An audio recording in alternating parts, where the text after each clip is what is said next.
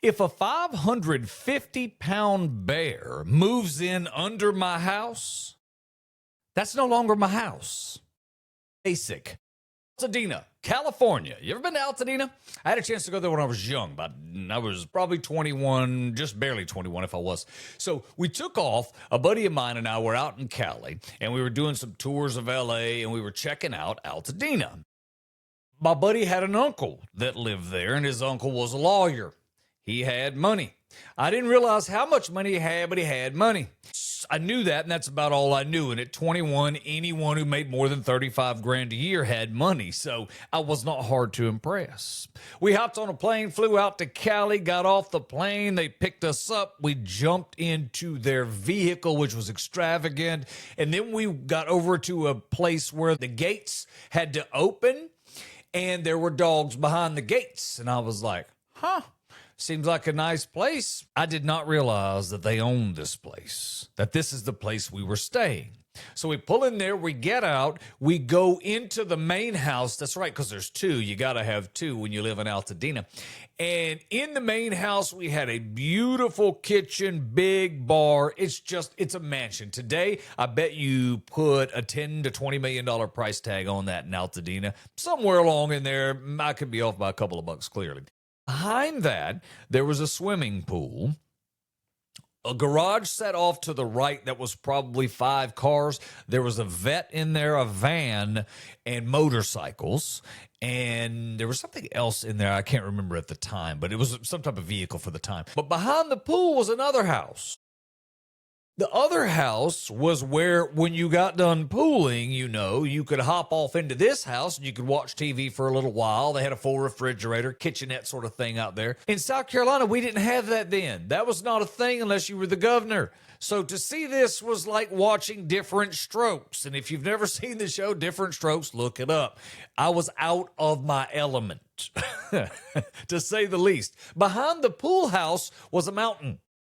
A complete drop-off beyond the backyard that dropped down into the abyss, like forever in my mind, as I recall. It probably wasn't that far. However, it was a drop-off, which doesn't happen where I'm from. Then, when you went across the way, we could hike across the way, and there was a really tall mountain. And it was beautiful. It was sunny, so we were definitely going to do that before the trip was over. Then, we go downstairs, and they're like, hey, you want to play Super Mario Brothers? I'm like, sure. It was the OG Mario, so I may have said that wrong. He flips a switch and it comes down the wall comes the screen. Now, we don't have that in South Carolina. We have 13-inch black and white TVs. In the living room, we had our big TV. It was a 15-inch color TV, where I was the channel changer. We got 3 channels, so I went and changed all 3 of them, whatever Daddy told me to do, and then I moved the ears to make sure that we had a good picture on it. You see my point? So he had a TV, you flipped a switch, and the wall came down. And then he had a Nintendo, which we didn't have game systems either. But Mario Brothers, I'm like, sure. It was surround sound. When you jump, you made the bricks explode. All of that was happening all around you. And for that time, it was insanely cool. So we must have played that for forever, it seemed like. Then we had to go get a dip in the pool. And then later on, we were like, hey, we want to go over to LA because, we were 21 and knew everything. We said, how's the easiest way to get there? Because we could not afford a cab. That was a haul for us back in the day. We made $3.35 an hour. And he was like, well, these motorcycles right here for y'all, just take them. Because he knew we both rode back in South Carolina. So you mean this man gave us 2 brand new Ninjas to roll on? They weren't brand new, but they were new enough. They were new to me. And so we're riding Ninjas in L.A. I would never do that now. I don't drive in L.A. I'm not even comfortable in my car in L.A. anymore. I was over there a couple of weeks ago. I'm like, that's a different kind of driving. You got to psych up for that. You need to get a helmet on. You probably need a fire suit. In my case, I'm going to need something to calm down because my nerves going to get all wound up. My poor girl riding with me. I'm like, what do we do? Where do we turn? She's all like, that's what the GPS does. Back to scrolling on the phone. She don't need my interruption and my nonsense. So we're rolling down the road, on these motorcycles. I mean, it was like something out of watching Miami Vice. It was unbelievably cool. We went down Rodeo, and we were in Beverly Hills all over the place. Just got a chance to do really fun stuff for the time. Then we rode them home. It was neat. Then, this is all over a couple of days, not all on the same day, obviously. And then later on during that week, we were like, I think we need to go run up that mountain over there.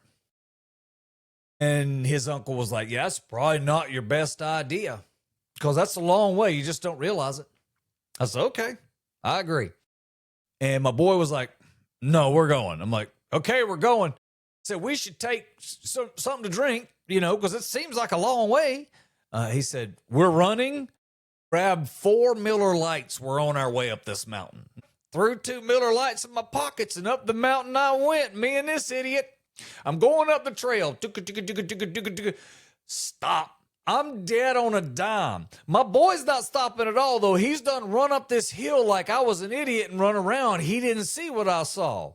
On the trail that we were running up this wonderful mountain in Altadena, California, was a snake. Now, I've never seen no rattlesnake. I'm from South Carolina. I've seen a water moccasin, but I've never seen a rattlesnake. This thing was rattling, or I was so scared I was rattling. Something was rattling, and I was nervous. My boy ran around it, and I realized what a great time for me to go, because it turned. And when it turned, I ran around the same hill he did, and we were gone out of there like we stole something. Then we had to stop, a little while later and think about what we did, and that's when we drank the first of the beers. Then we kept on running up this mountain, and all I remember after that was I was awful thirsty when we came down, so I had to chug the second beer. The snake was gone, and that was a win. Altadena was absolutely a really cool place. It's kind of one of those areas where the interstates really just began.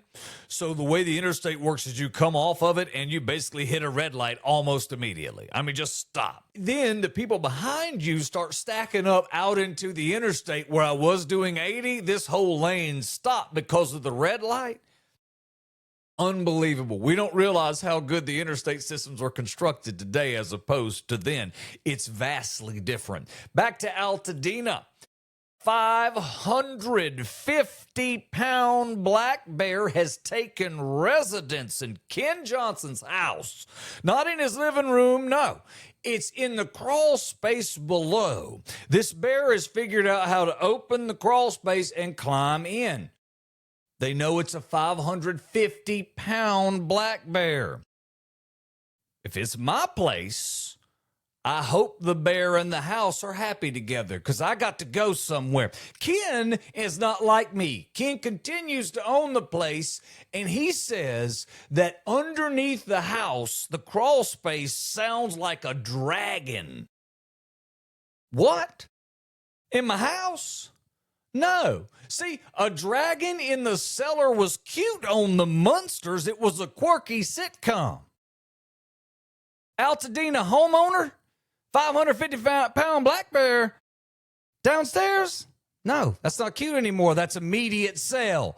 As is. Come get it. See, I don't think like you, Ken, me and you.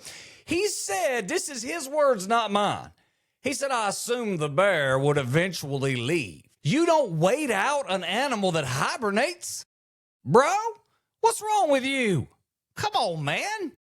Did you not know that bears can do 30 miles per hour? I wouldn't even leave my house. I would have to call my job and tell them, yo, I'm not going to be in today. I can't go that fast. So he called the wildlife people, and they're all like, you know how wildlife people are.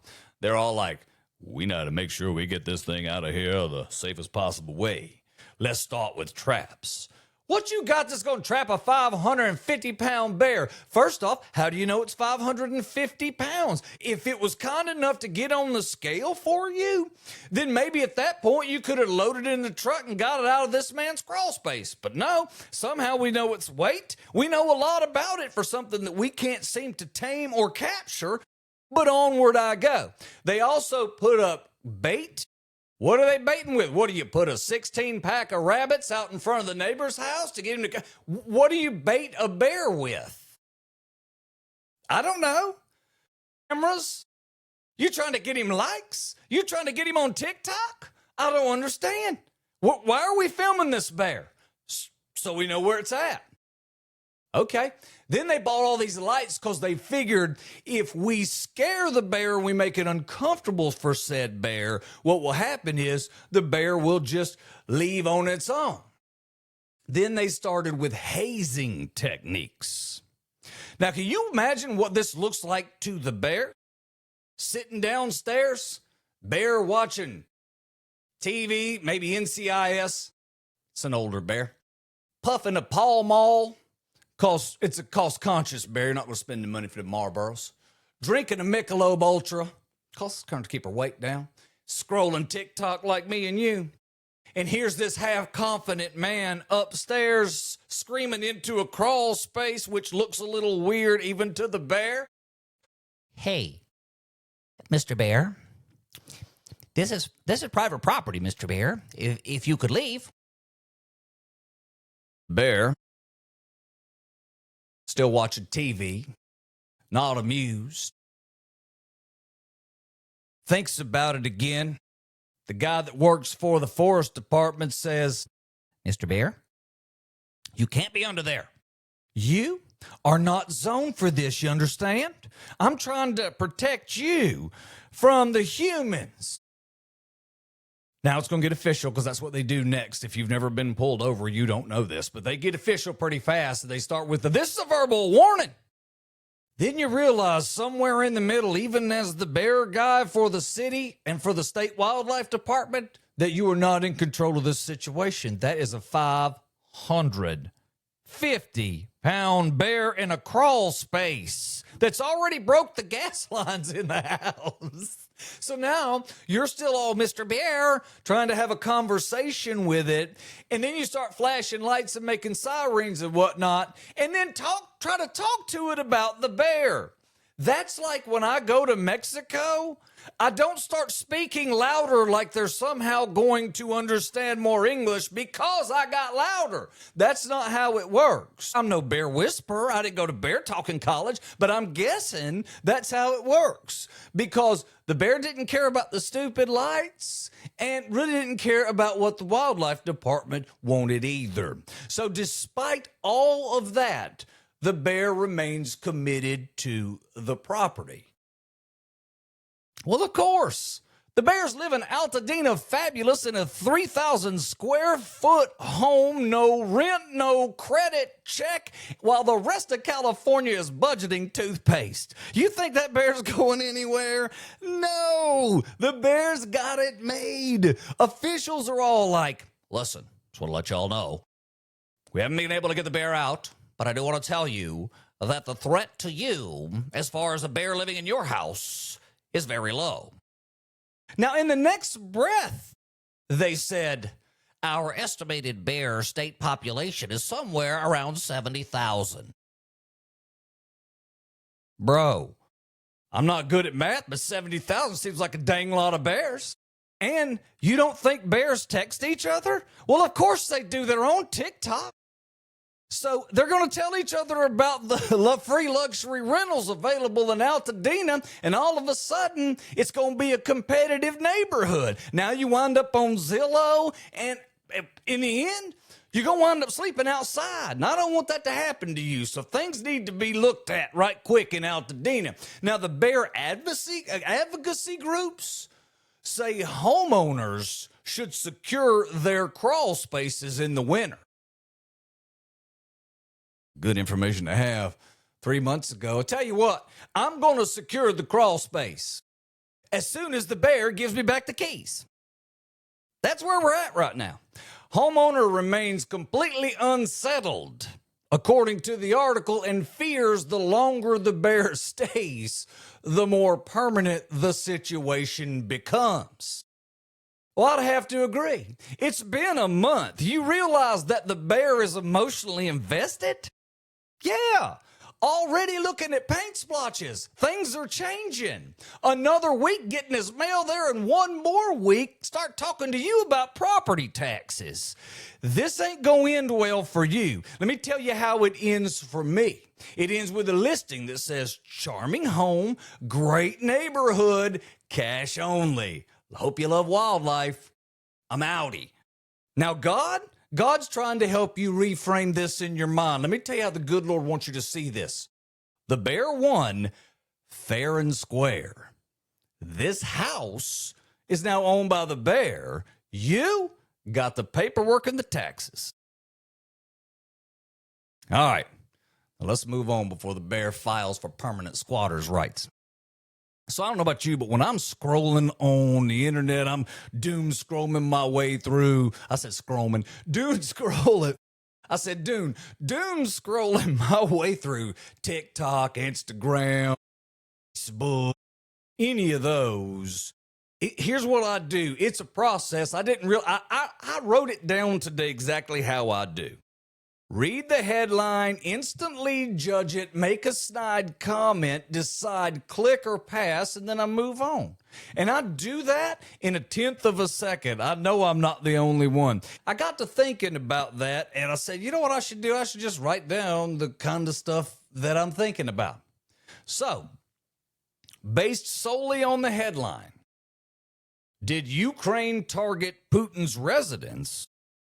Or is the Russian claim a ploy to sway Trump? Didn't read it. But I know this. If a headline has "or" in it, it means nobody knows what happened. That's just geopolitics guessing out loud. There could be more to it. I wouldn't know. I stopped reading. Based solely on the headline, states step into the breach as Obamacare's subsidies lapse. Didn't read it.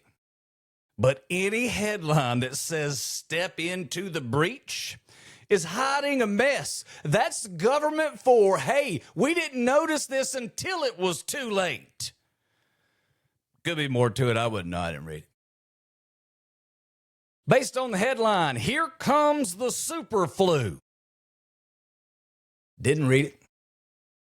But it sounds like a sequel to a movie that nobody wanted. Doesn't really feel medicine-y to me. And if it's got super in the title, again, we're already behind. We missed something. There could be more to it, though. I wouldn't know because I stopped reading. Based on the headline, why millennials love prenups. Of course, I didn't read it. Probably because millennials watch their parents fight over a couch in divorce court. Next headline, could be more to it. I don't know because I didn't read it. 2 cybersecurity employees pled guilty to carrying out ransomware attacks. Didn't read it, but it feels more like a trust exercise gone wrong. Dude, you had one job. Could be more to it. How would I know? I stopped reading. And that's when I usually stop scrolling. So I live in a 55-plus tiny trailer community in the Arizona desert. Which means our New Year's party really starts emotionally for us around 4:30. The average age here where I live is probably 74. So it's that kind of party. First of all, nobody's really arriving. We're just slowly appearing. No music early, just aggressively folding chairs because that's how we get into the party spirit. There's a snack at the table. There's a bunch of them there. They look like they might have been here for Y2K. I'm pretty sure that the ownership group puts the same snacks out. Somebody did bring shrimp and some kind of dip, but nobody's touching that. Now, as far as alcohol goes, there's alcohol, but it's all being handled respectfully. No, I'm totally kidding. This is the last of the crowd that could drink legally at the age of 18. These people drink like sobriety might remind them of something they're still trying to forget. They do it hard. Beer is optional. They're coming with liquor. If you get ice, it's suspicious. No one trusts you now. The loudest thing for the entire night I mean, most New Year's Eve parties, it's going down in the club. We got music. Everybody is going, just having a good time. Loudest thing that's going to happen at our New Year's Eve party with everybody at 55 plus, somebody's going to cough real loud and 30 of us going to go, he need to get that checked. Bless his heart. It's going to be a rough year. That's the party we're having, I'm telling you. Now, we're going to start talking about countdown just like everybody else, right? We're trying to get to midnight, making our way through. Right about 8:15, somebody at this party is going to ask, hey, you think we're going to make it? We'll all laugh, and by 8:30, the group has quietly accepted that the midnight thing is a bit ambitious. Somewhere around 9, they're like, hey, we could do the countdown early for fun, which is senior citizen for we're tired. We counted down to 9:05 at about 8:47. No fireworks, no clapping, just a mutual understanding that we all did our best. Now, this was last year. Somebody said, well, we made it. I don't think they meant the year either. I think they meant, yeah.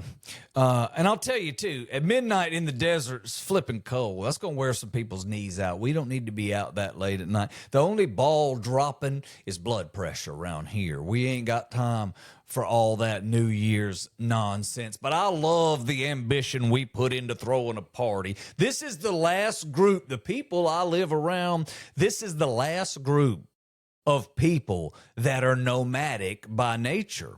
These are people that jumped on motorcycles and left Canada in the 90s in 80s models Hondas and just rolled out and stayed on them for 2 to 3 weeks just going around America. Nobody to call. If you go missing, no one's going to know it. This is that generation. They didn't need phones. They have a different kind of confidence. I'm from that era. I kind of like my phone, though. These cats, they just don't care. The phone gets in the way. One of them said to me the other day, do you internet?